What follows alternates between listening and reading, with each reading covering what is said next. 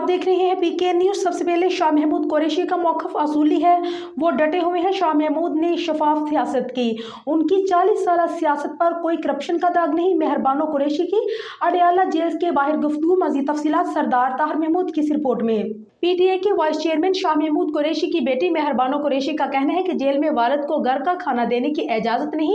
उन्होंने अडयाला जेल के बाहर मीडिया से बातचीत करते हुए कहा है कि हमारे वकला मसरूफियत के बायस अदालत पेश नहीं हो सके, जिसकी वजह से समाअत मुलतवी हो गई। आज पहली बार मुलजमान की फैमिली को समाअत में शामिल होने की इजाज़त दी गई। हम चाहते हैं कि कार्रवाई में शफाफियत हो। मेहरबानो कुरैशी ने कहा है कि हमें इजाज़त दी है तो मीडिया के नुमाइंदों को भी इजाज़त देनी चाहिए, इंसाफ होता हुआ नजर भी आना चाहिए।